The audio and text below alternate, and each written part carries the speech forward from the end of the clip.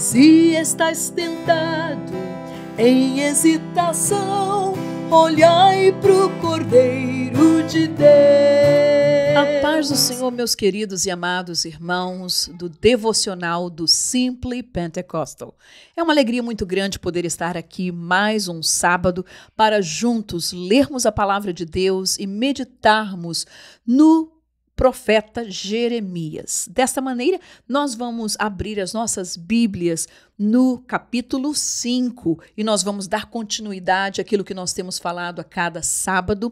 Os irmãos sabem que o profeta Jeremias, ele foi um profeta que profetizou para a casa de Judá e todos esses primeiros 24 capítulos do seu livro vai falar sobre a exortação de Deus contra o seu povo por causa do seu pecado e aquilo que Deus estava determinando para eles como a culpa deles e como eles iriam sair fora do seu país, serem levados fora dali por causa do seu pecado. Então, se você está pronto, abra sua Bíblia junto comigo e no capítulo 5 nós vamos ler a palavra de Deus que diz assim: Dai voltas às ruas de Jerusalém e vede agora e informai-vos e buscai pelas suas praças a ver se achais alguém ou se há um homem que pratique a justiça ou busque a verdade, e eu lhe perdoarei.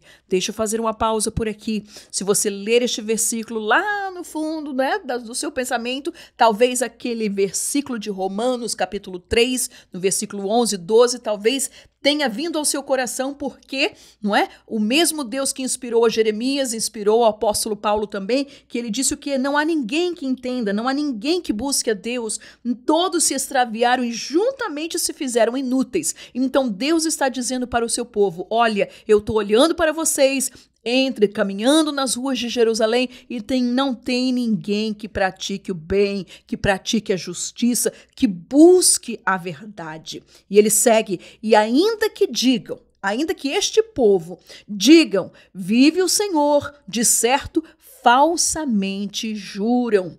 Ah, Senhor, não atentam os teus olhos para a verdade?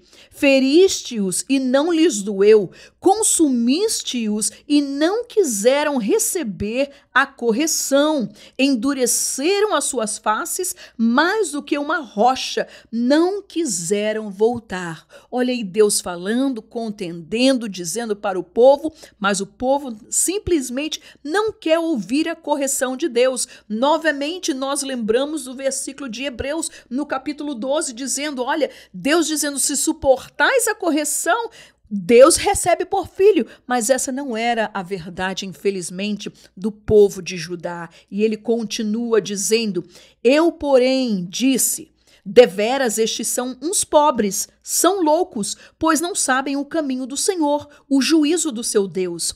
Irei aos grandes e falarei com eles, porque eles sabem o caminho do Senhor, o juízo do seu Deus, mas estes, de comum acordo, quebraram o jugo e romperam as ataduras.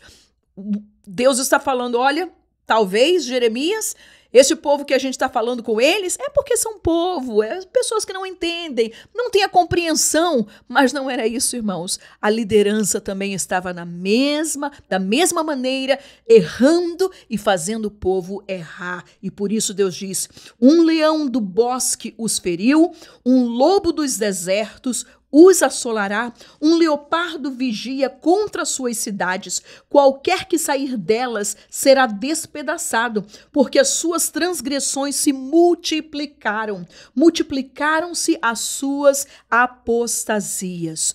Como, vendo isso, te perdoaria? Olha a pergunta de Deus. Teus filhos me deixam a mim e juram pelos que não são deuses. Depois de eu os ter fartado, adulteraram e em casa de meretrizes se ajuntaram em bandos. Como cavalos bem fartos, levantam-se pela manhã, rinchando cada um a mulher do seu companheiro.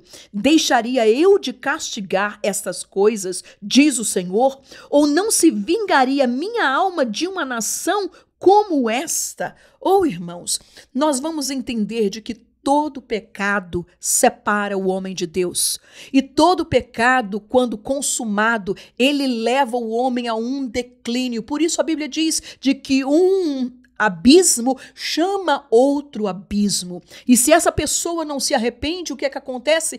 Começa a haver uma degradação, começa a ver, a pessoa começa a faltar a sensibilidade do Espírito de Deus na sua vida e as pessoas começam a fazer aquilo que o povo de Deus estava fazendo. E uma dessas coisas não somente era a injustiça com o seu próprio povo, mas também a idolatria, a imoralidade, ao ponto que este povo chegou.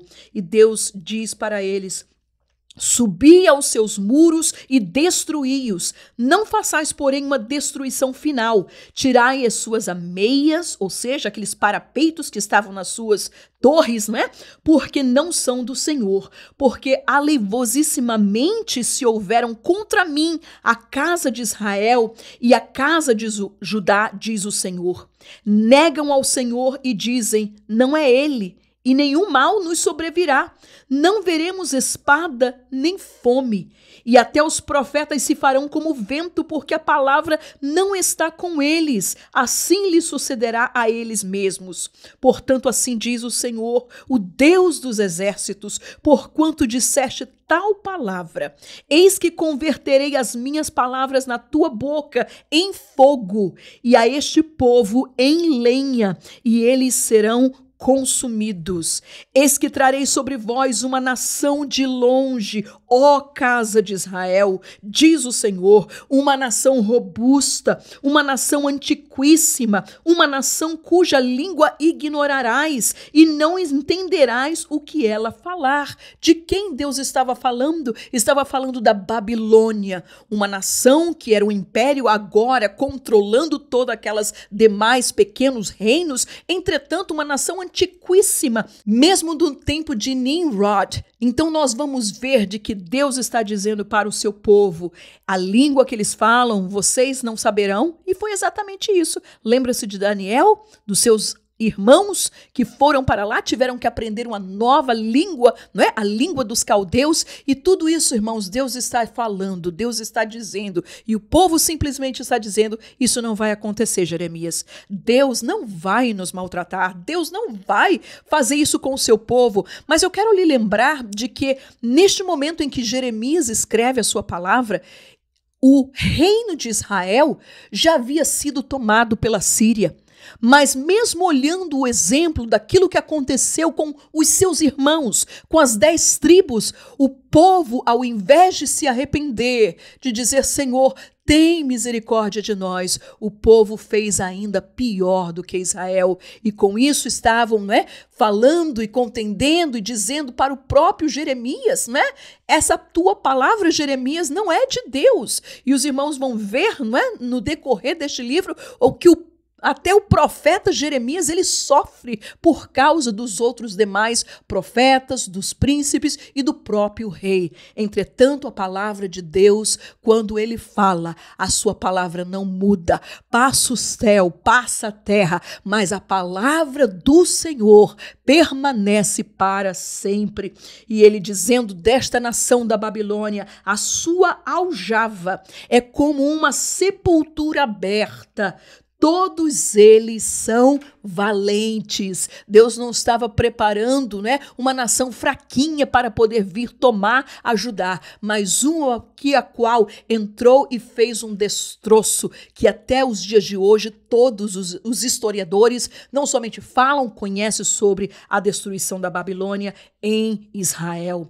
E ele diz: e comerão, ou seja, os inimigos comerão a tua sega e o teu pão, que haviam de comer teus filhos e as tuas filhas, comerão as tuas ovelhas e as tuas vacas, comerão a tua vide, a tua figueira, as tuas cidades fortes em quem confiavas, abatê-las-ão a espada. Não existia outra maneira de escapar. E o cerco de Jerusalém fez com que isso fosse uma realidade, em que o povo empobrecesse e o povo viesse a passar necessidade.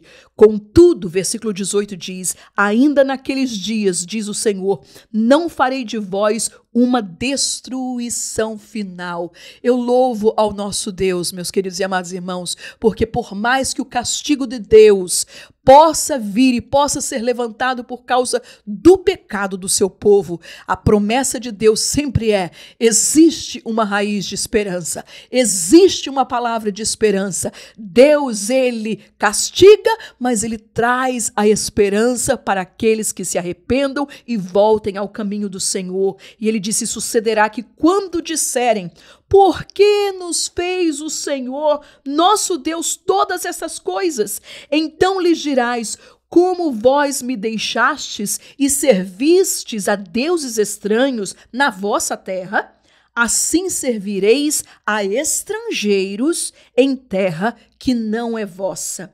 Anunciai isso na casa de Jacó e fazei-o ouvir em Judá, dizendo: ouvi agora isto, ó povo louco e sem coração, que tendes olhos e não vedes, que tendes ouvidos e não ouvis. Não me temereis a mim? Diz o Senhor, não temereis diante de mim. Olha aí, que pus a areia por limite ao mar, por ordenança eterna que ele não transpassará, ainda que se levantem as suas ondas, não prevalecerão, ainda que bramem, não a transpassarão.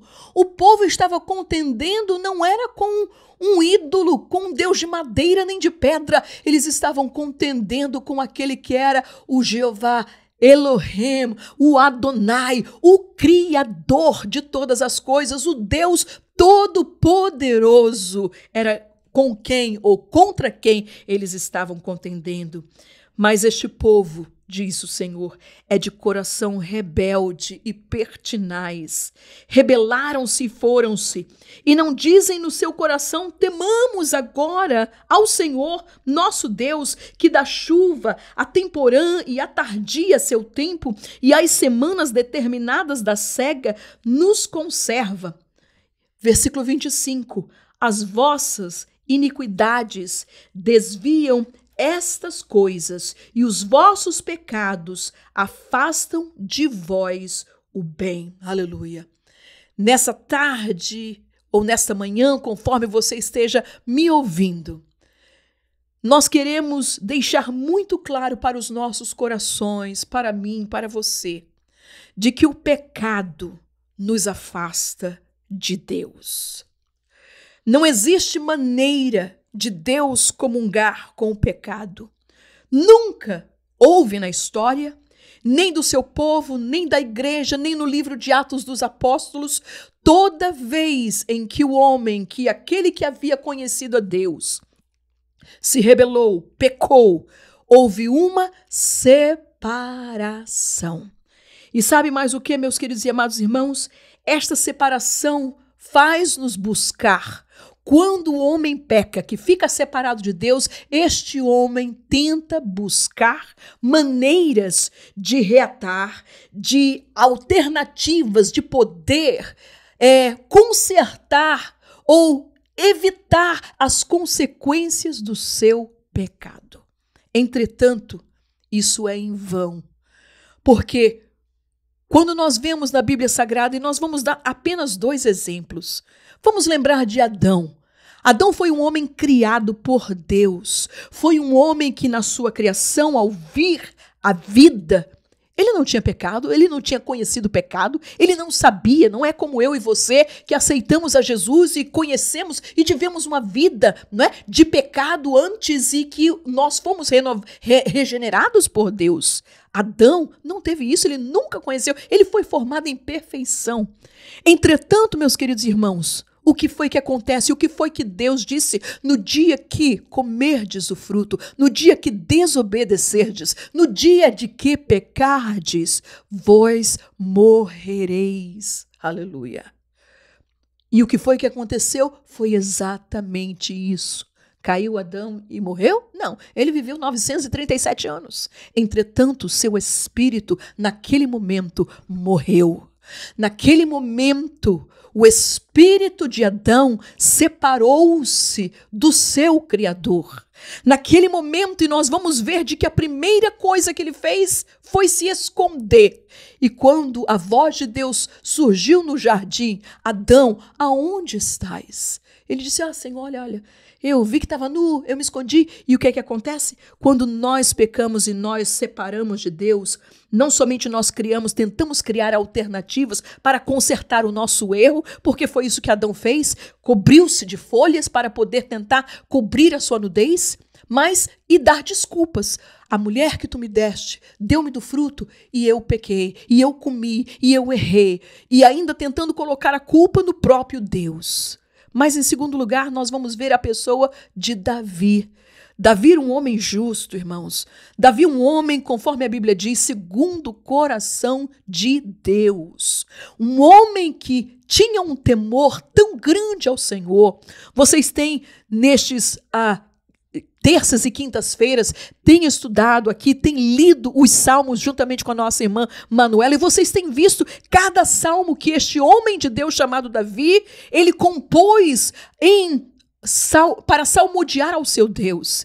Entretanto, este homem que estava num auge, onde Deus havia dado tudo para ele, onde Deus disse, eu te tirei de trás das cabras, de trás das ovelhas, e te dei tudo isso, Davi.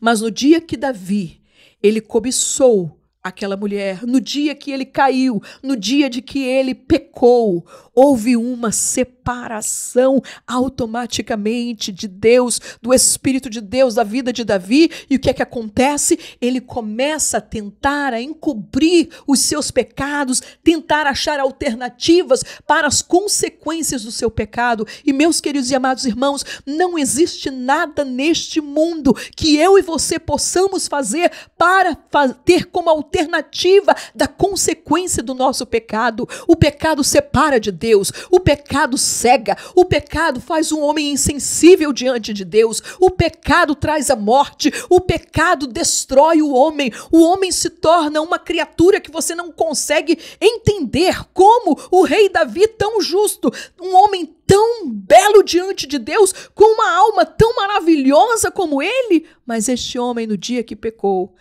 não somente cometeu aquele adultério, mas também mandou matar um daqueles que eram os seus 37 valentes. Tudo isso, irmãos, para nós nos lembrarmos de que a palavra de Deus nos diz, aquele que está em pé, olhe para que não caia, porque o pecado separa o homem de Deus.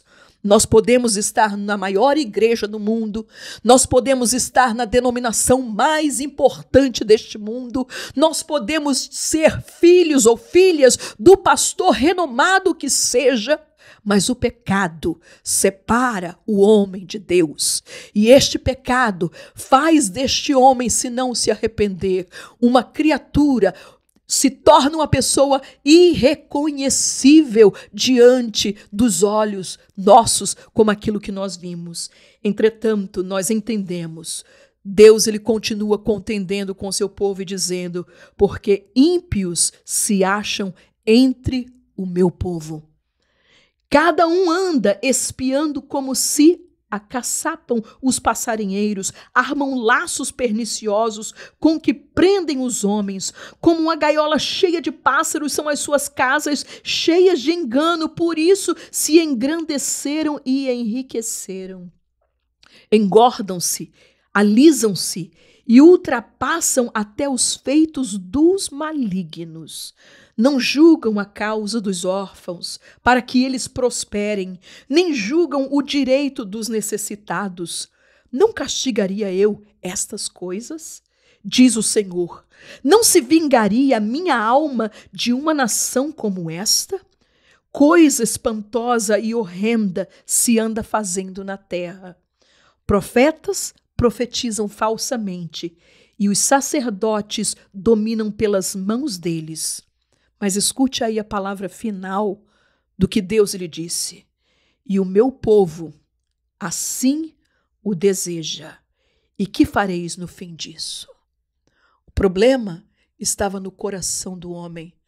O povo via tudo aquilo, mas, no fundo, era aquilo que o povo queria. O povo desejava a idolatria. O povo desejava estar aqueles pecados envolvidos em tudo aquilo, naquelas injustiças, naquelas vinganças que eles faziam-se uns com os outros. Que triste, irmãos. Que Deus guarde-nos de que em nosso coração possa haver o temor de Deus, para que quando nós possamos ver o pecado acercando a cada um de nós, ou quando nós vemos um nosso irmão pecando, ou estando à beira do abismo do pecado, que nós possamos ser usados por Deus, que nós não possamos deixar o nosso irmão cair no precipício, que nós possamos usar da palavra de que Jesus, ele dizia, vai ter com teu irmão, vai lá, contende, fala com ele.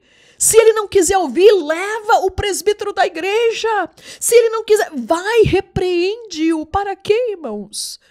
Ah, mas o irmão não vai gostar de mim, o irmão vai ser contra mim, o irmão vai... Irmãos, nós estamos tentando salvar aquela alma de um perigo eminente. E quantas vezes você que caminha com Deus, você que tem vida com Deus, você que ora a Deus, que tem consagrado a sua vida ao Senhor, nós não precisamos ser denominados de profetas para poder, olha, irmão, Deus está dizendo, não, irmãos, nós não precisamos de títulos desse, mas nós podemos orar, interceder e chegar para o nosso irmão, cuidado. Irmã, cuidado. Como disse Jesus, o diabo está te cirandando, irmãos. Cuidado, o pecado separa de Deus. Mas sabe, existe uma ótima notícia. O sangue de Jesus, o sangue do Cordeiro de Deus, tem poder para perdoar qual seja o pecado, aleluia. E por isso eu gostaria de nesta manhã cantar aquele lindo hino da nossa harpa cristã, hino de número 20, que diz, olhai para o Cordeiro de Deus, aleluia. Louvemos juntos com este hino.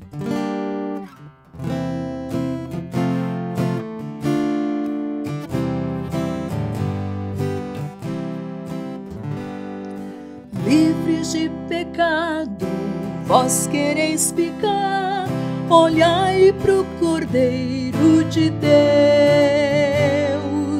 Ele morto foi na cruz pra vos salvar, olhai pro Cordeiro de Deus. Olhai pro Cordeiro de Deus. Olhai pro Cordeiro de Deus.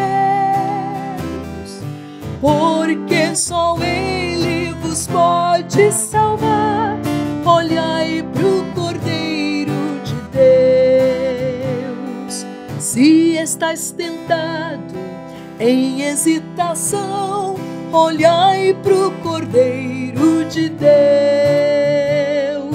Ele encherá o vosso coração.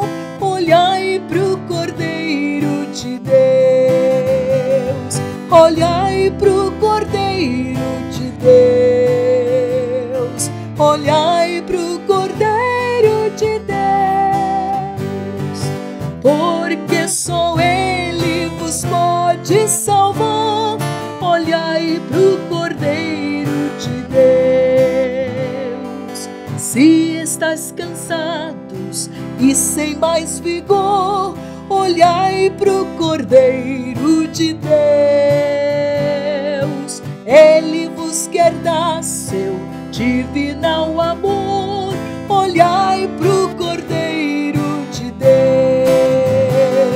Olhai pro Cordeiro de Deus. Olhai pro Cordeiro de Deus. Porque só Ele vos pode salvar. Olhai pro Cordeiro de Deus. Se da vossa senda sombras vêm cair, olhai pro Cordeiro de Deus. Ele com sua graça tudo quer suprir. Olhai pro Cordeiro de Deus. Olhai pro Cordeiro de Deus. Olhai pro Cordeiro de Deus. Porque só Ele vos pode salvar. Olhai pro Cordeiro de Deus. Olhai, olhai pro Cordeiro de Deus. Olhai pro Cordeiro de Deus. Porque só Ele vos pode salvar. Olhai pro Cordeiro de Deus. Oh, aleluia! Olhemos para o Cordeiro de Deus. Que o Senhor possa vos abençoar, meus queridos e amados irmãos. Que tenham um abençoado domingo, juntamente com vossa família, vossa igreja. E segunda-feira, não esqueça, no devocional do Simple Pentecostal com a nossa irmã Manuela, em nome de Jesus. Amém. Porque só Ele vos pode salvar. Olhai pro Cordeiro de Deus. Oh, aleluia.